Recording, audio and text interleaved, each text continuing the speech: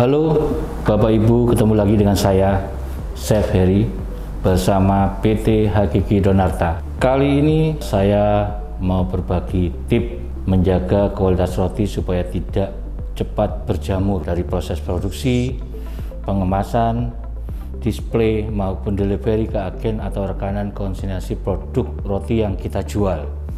Biasanya kan banyak permasalahan seperti ini yang terjadi di lapangan. Jadi kali ini saya ingin berbagi dari pengalaman saya dulu selama aktif di perusahaan atau industri bakery. Jadi materi yang saya rangkum ini nanti ada 15. Nah, semoga 15 poin tersebut bisa membantu Bapak Ibu. Mungkin ada di beberapa poin tersebut berguna untuk kelangsungan usaha Bapak Ibu. Yang pertama, supaya roti kita tetap bisa bertahan lama dan cepat berjamur, yaitu perbandingan tepung terigu protein tinggi dan tepung terigu protein sedang itu harus sesuai atau jangan asal. Biasanya resep itu diciptakan sudah melalui tahap riset atau temuan-temuan dan trial. Jadi biasanya yang sudah dikeluarkan itu sudah melalui tahap tersebut. Jadi kalau mau merubah harusnya lebih baik tanya dulu pada orang yang memang sudah ahlinya dan bisa menemukan solusi jika mengalami ada kendala itu.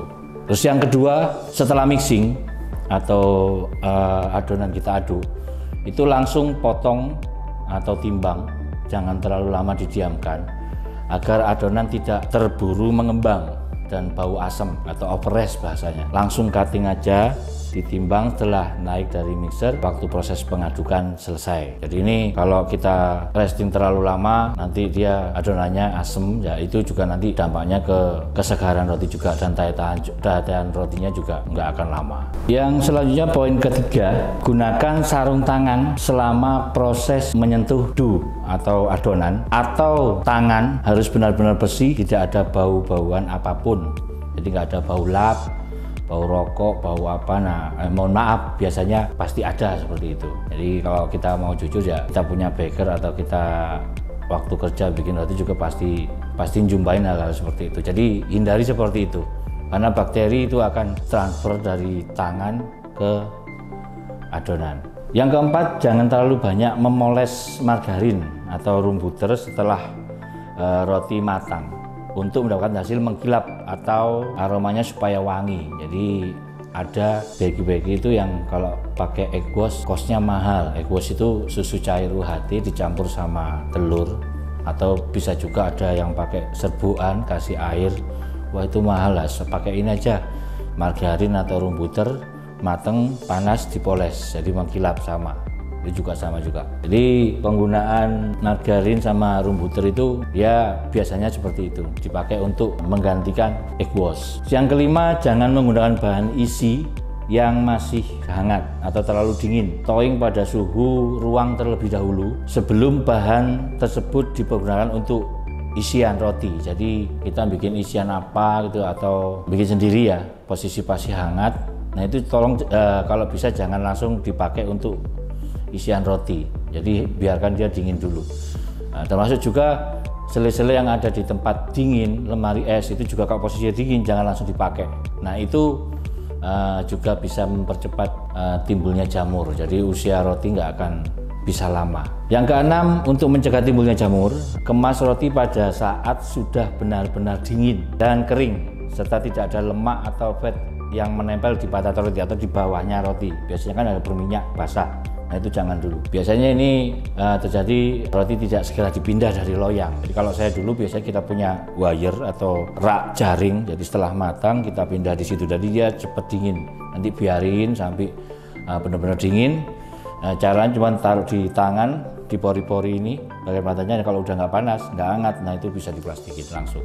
Yang ketujuh, menambahkan softener atau kalsium propionate, jadi pengawet makanan. Jadi bisa juga roti manis atau roti Bapak Ibu di resepnya kasih softener atau kalsium. Nggak apa-apa, kan ada bahan yang memang khusus untuk makanan. Jadi bukan berarti pengawet ini pengawet yang nggak aman dikonsumsi. Nah ada memang kita ya dijual pengawet makanan yang memang khusus untuk makanan dan itu udah diizinkan dengan batasan penggunaan yang tertera di biasa BOM pasti jelasin, halal juga jelasin seperti itu. Jadi itu tip-tip, maksud saya solusi terakhir biasanya ada yang menggunakan kalsium atau pengawet. Kalau softener ini didapatkan dari enzim atau improver. Jadi improvernya yang bagus, cari yang enzimnya bagus. Nah nanti fungsinya juga untuk memperlama usia roti. Yang kedelapan, kualitas bread improver dipergunakan harus sesuai tipe industri atau produksi massal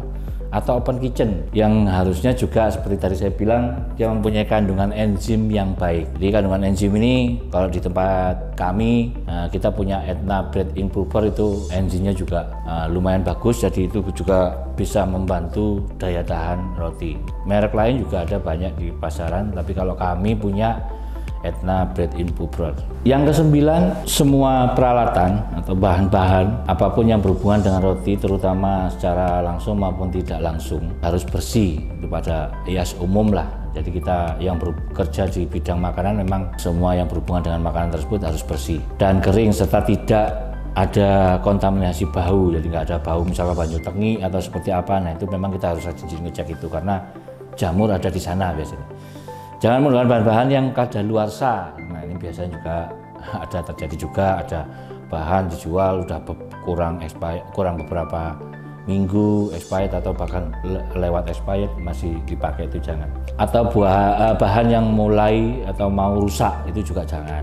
Walau customer atau konsumen kita nggak tahu, mungkin saja nggak tahu, tapi itu untuk jangka panjangnya untuk usaha kita kurang bagus. Jadi hindari itu. Untuk selanjutnya yang poin 10, tangan untuk memegang roti dalam artian sudah matang hanya dengan posisi benar-benar bersih dan kering. Ya biasa cuci tangan karyawan, kita punya karyawan suruh cuci tangan bersih, kering.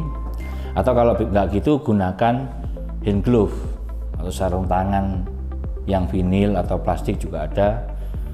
Itu banyak dijual di minimarket atau supermarket. Itu untuk menghindari misalkan karyawan atau kita habis pegang apa terus roti matang keluar terus kita pegang. Nah itu biasanya banyak terjadi jamur masuk melalui proses tersebut. Yang ke-11, tutup mulut dengan masker. Jadi pakai masker atau jangan membuka mulut di atas roti. Maksudnya ada nih lagi packing kita bicara roti yang udah matang ya, ngobrol ini kan buka mulut gitu loh. Teriak-teriak guyon, nah itu bisa udara kita ngobrol ini mungkin ada karyawan yang kurang rajin gosok gigi dan lain-lain. Nah itu bakteri juga bisa dari sekarang. Bakteri roti ini bisa timbul dari mana aja, jadi nggak harus dari benda mati atau dari orang, perantara kulit, udara itu juga bisa menempel ke roti dan itu bisa mengurangi daya tahan roti yang kita produksi dan kita jual. Poin ke-12, jangan membungkus roti yang masih dalam posisi hangat, apalagi yang masih panas, ke dalam kemasan plastik jika produk tersebut untuk konsumsi lebih dari 3 hari. Jadi saya sampaikan tadi di beberapa poin sebelumnya, tunggu roti itu dingin. Caranya dingin itu seperti apa ya? Kita tempel di kulit atau kita punya tangan, punggung tangan kita pegang, karena yang paling sensitif itu tangan yang ada berpori. Kalau telapak ini kurang sensitif, jadi kalau dia hangat jadi ini langsung terasa kalau untuk pori-pori. Nah ya tentu saja tangan harus bersih, kering seperti tadi saya sampaikan. Tapi kalau produk itu untuk konsumsi kurang dari 3 hari, misalnya kayak toko-toko modern, bakery modern, dia jual kebanyakan 1 hari langsung di waste atau di BS atau besok nggak akan dijual lagi. Nah itu sebenarnya meskipun hangat, panas, mau diplastik nggak apa-apa. Sama seperti bakery modern yang dulu pernah booming, yang dari Singapura. Nah itu kan juga seperti itu. Kalau Bapak Ibu ingat waktu terkenalnya kan roti baru keluar panas itu aja langsung dimasukin plastik. Kenapa? Ya udah pasti yang beli pasti dimakan hari itu juga atau jam itu juga. Jarang sampai 2-3 hari, jadi tidak masalah. Tapi kalau kita jualan roti untuk kita kirim sampai jual 2-3 hari, 4 hari, ya beberapa poin saya sebelumnya itu yang harus kita perhatikan banget. Poin ke-13, upayakan setelah dibungkus roti tidak berkeringat. Terkadang ini dipengaruhi juga dengan jenis dan tipe plastiknya, OPP-nya. Yang digunakan, juga bisa dari sorot lampu itu pengaruh juga, meja untuk kita naruh produk tersebut juga pengaruh juga. Maksudnya sorot lampu ini dari cahaya, jadi roti yang udah dibungkus plastik kalau kena cahaya dia akan ngembun. Ini buktiin sendiri Bapak Ibu yang punya toko roti di tempat Bapak. Jadi kalau ada displayan roti Bapak yang udah diplastikin tuh ditata rapi, lihat aja Pak, kalau ada produk jenengan yang kesorot lampu, dia kayak mengembun atau berkeringat halus, nah itu biasanya produk itu nggak akan lama usianya daripada roti yang nggak kesorot langsung. Termasuk juga yang meja display untuk kita naruh di bawahnya ada lampu, nah itu juga kadang juga ngaruh. Jadi karena hangatnya media untuk kita naruh tempat tersebut, akhirnya plastik itu berembun, istilahnya berembun, akhirnya dia akhirnya mengurangi usia roti tersebut. Selanjutnya, waktu proses pengovenan untuk mendapatkan produk yang benar-benar kadar airnya sudah hilang adalah kisaran 20 sampai dengan 25 menit ya sekali masuk. Jadi pada suhu kurang dari 200 derajat. Jadi kalau untuk roti-roti yang murah biasanya ngopennya istilahnya digiring, jadi nggak gede-gede banget, apinya kalem, dia roti itu biar ngembang terus dan kadar kelembabannya hilang. Nah ini biasanya usia roti tersebut bakal lama, cuman memang kualitasnya akan kalah sebenarnya atau dengan roti modern yang open kitchen, karena mereka rata-rata pakai api yang agak besar, jadi kulitnya tipis banget, dalamnya lembab, dimakan juga enak, sop banget. Nah, tapi usianya nggak akan lama selama roti yang kita open dengan proses atau metode timingnya agak lama, panjang. Jadi kalau modern open kitchen itu biasanya dia ngopennya sebentar aja, jadi paling banter dia 10-12 menit. Jadi pakai api di atas 200 derajat Celcius. Jadi itu pengalaman saya dulu. Jadi kebanyakan kita mainnya cepat seperti itu. Jadi ngopennya juga cepat, apinya juga panas. Memang rotinya nanti lebih lembab dan lebih basah waktu dimakan. Jadi nggak kering kayak roti-roti yang biasanya di toko-toko yang ditumpuk-tumpuk. Nah itu kan kering. Nah itu mereka biasanya akan lebih tahan lama. Seperti itu tadi 15 poin tip dari saya. Jadi kali ini saya memang nggak ada aktivitas untuk praktek. Jadi aktivitas praktek nanti ada sesi lain ya. Pasti akan saya ada sesi prakteknya. Hari ini saya bagi tip aja yang biasa saya jumpai di lapangan, kejadian-kejadian seperti itu. Orang ngeluh roti kok cepet jaman, nah itu tipnya seperti itu. Saya punya 15 tadi, mungkin ada lebih. Di lapangan mungkin ada lebih, atau mungkin dari teman-teman ya seprofesi dengan saya juga mungkin ada lebih dari 15 temuan saya itu, karena itu saya dapetin dari selama saya bekerja, menemukan ini saya catat ya. Sampai sekarang saya masih pakai itu untuk acuan saya pribadi waktu saya pegang atau menangani permasalahan yang sama seperti itu. Sekian pertemuan kita kali ini, semoga bermanfaat, menambah ide dan wawasan agar tetap selalu semangat.